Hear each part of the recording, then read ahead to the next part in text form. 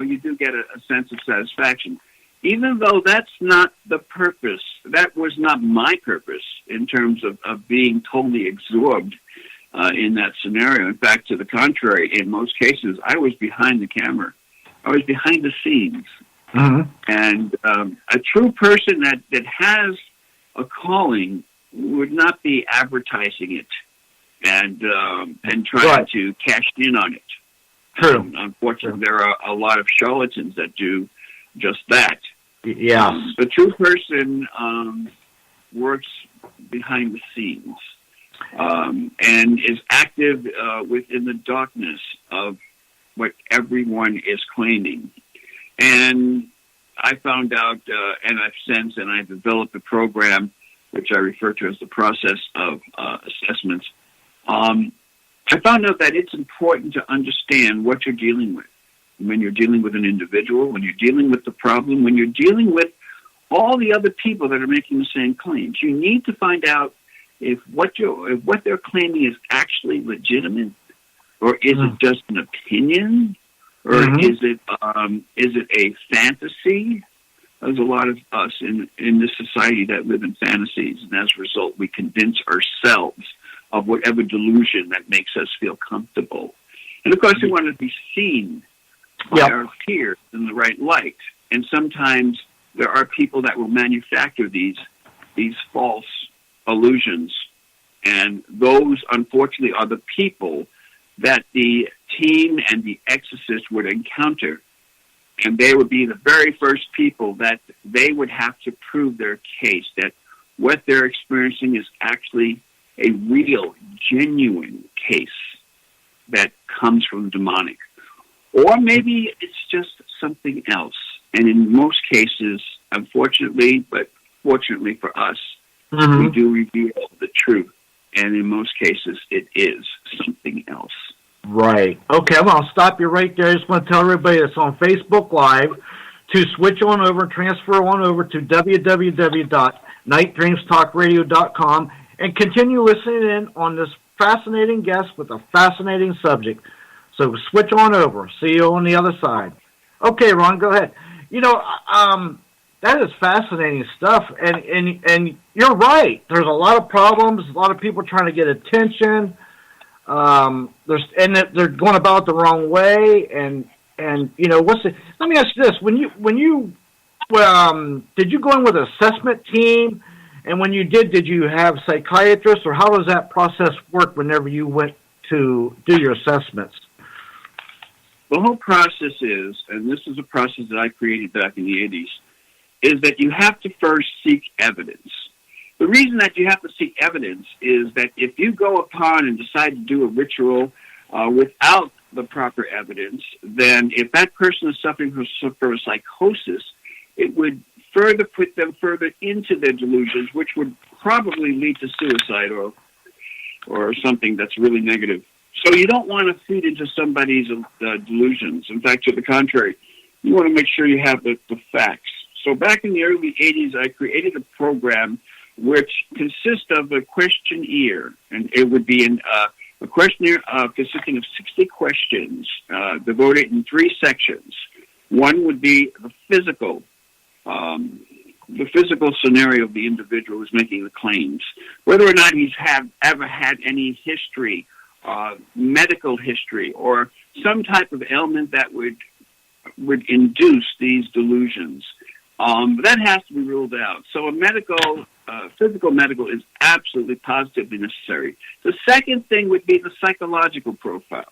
The second part of the questionnaire was the psychological signs of the individual. The individual, as he's being interviewed in the first contact interview, he would be interviewed and asked these questions. These questions would go right down the line, each question in regards to what they feel, what they see, what type of collaboration they have to sustain whatever they're stating.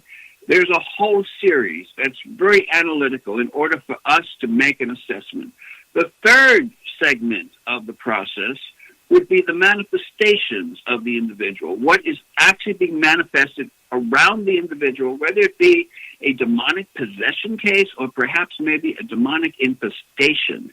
Now, that would happen when things start moving in the house. When the house is no longer just a house, but it becomes part of a living entity that's all around you, where things move in the house, where things appear and disappear.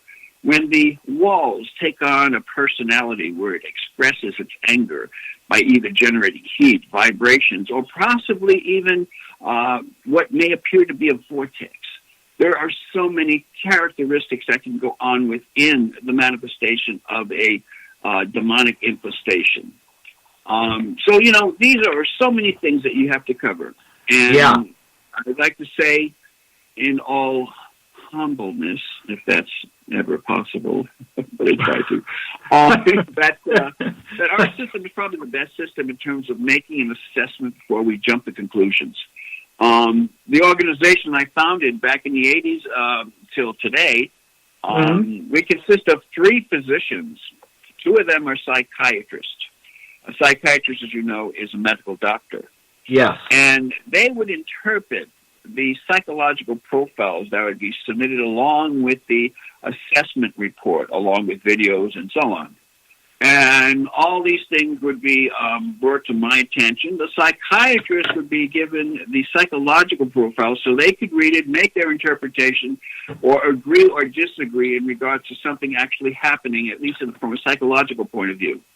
Once that information is tallied, then I take it upon myself to look at the videos, which I have a lot of interesting stories about that, but looking at the videos of such reports in regards to demonic possessions, demonic infestations, and then making an assessment, a personal assessment, based on the evidence that the investigators have submitted. And that, again, would consist of videos, notes, pictures, and the questionnaire with 60 questions. And right. So all this information has to be tallied together.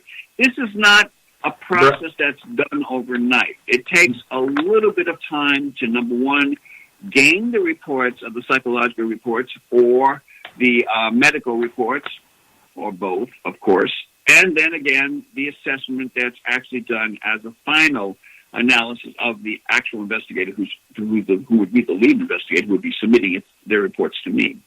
What I do in terms, after I receive recommendations from the physicians, and after I use my own discernment, if you will, I could come with a pretty accurate conclusion as to whether or not it's a, number one, a genuine case, or number two, something that is mimicking what might appear to be a genuine case. And there's a very fine line there. And if I make a mistake, which I have to admit I've done in the past, I'm only human. Right. Whatever you do, don't let that out. Anyway, I have made mistakes, okay? But most of the time, I'm pretty accurate in terms of my assessments after I hear the assessments of the investigators and the physicians. Once all that's in, I look at the members we have in our organization. We have bishops, clergy bishops, who have ministries across the country and around the world. We have members in 24 countries, and I think we're up to about 18 U.S. states, where we have bishops, and they have appointed priests who are ordained priests who have been felt the calling and have been given the preliminary training from within their jurisdiction, within the bishop's jurisdiction. And then, so I would contact the bishop with the information, and then the bishop would assign one of his priests along with his assessment team. Now, each jurisdiction is autonomous from one another, so therefore they could make an independent evaluation based on what's happening locally. However, if they want my opinion, and I would be, of course, considered the chief exorcist, I would look at the information, see if it's valid, and then I give my recommendations to the bishop along with their team. Their team would go out and make the actual first contact interview along with the assessment, and then the whole process begins. Well, I got to ask you a question. I do know that when you were talking about, you were obsessed watching videos and stuff, I do know that you had a video. I don't know what year it was or how long ago it was. You were watching a video, and didn't you see a black mass on a supposed infestation, and did it not come out of the video and push you or something? Was that true? Yes, it did. Yeah, oh yes, it's very true. And I am fascinated by it. Tell everybody about that, and because maybe to enlighten people and educate them about the dangers of what you might want to watch or not watch on the internet. Go ahead. It's an excellent subject. Okay, I will tell you, yes, that did happen. And before I go into that, I'll tell you this thing about time and space in regards to demonic entities. They live outside of what we call and refer to as time and space, which means that the demons, who are actually fallen angels from the very beginning of time when they were cast out with Lucifer from heaven, they are now, of course, we recognize them as demons. They've been here from day one, from the beginning of time, and as a result, they could move from one time to a century within a second, or less than that. It's or like as quick as you would blink your eye. They're not subject to the time and space that we're subject to. So that means that they can go back and forth from this century to the very beginning of time to our present day to 100 years ago with no effort whatsoever. Just like walking in. Right, just like walking into another room in the house. There's no limitations. No limitations whatsoever. So they have this movement. They could come in and out, whatever. So after saying that, I'll go into the story. Okay, this was a few years ago.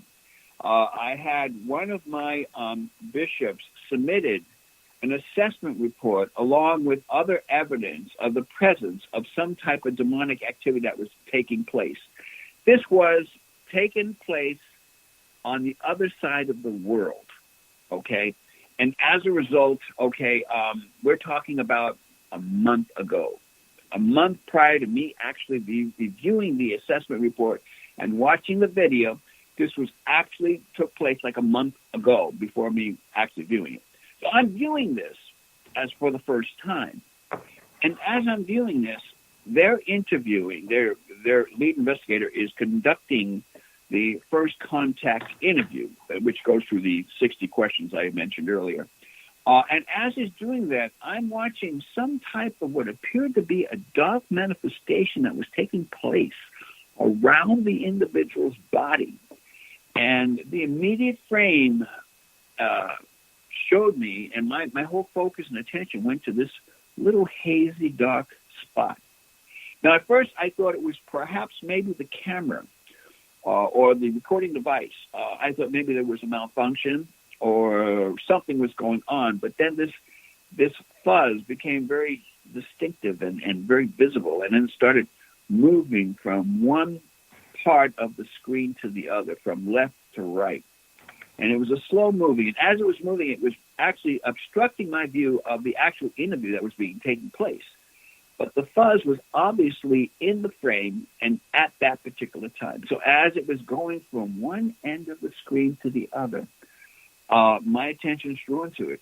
And as I'm staring at this black fuzz, it starts maybe jumping up and down a little bit and then going across the screen again, from right to left. And I'm staring at it. I'm staring at my face, and my attention is directly on it. My face was literally maybe 7 inches away from the monitor because I'm staring at this intensely. I'm saying, what the heck is this? Because it was obviously moving as it had some form of intelligence. There was some type of it was not just a regular phenomenon. It was something that was supernatural. And I started focusing on it. And this black fuzz, it was like, let's see, my best description would be like, if you ever looked through a straw or through a telescope or through a micro or a magnifying glass, and you were to see this little fuzz ball, let's say a piece of fuzz that you get off of your sweater or whatever, and it's on the table, and you look at it with a magnifying glass, you see this fabric with all these strings and all these lines, and they're all like balled together, and That's exactly how the fuzz was, but it wasn't transparent. Wow. Okay, but if you look at the center, it was solid, and around the edges it was transparent, but in the center it was a full fuzz, dark fuzz. So I'm staring at this thing, and it's going back and forth at the monitor, and then all of a sudden it stops exactly right where my nose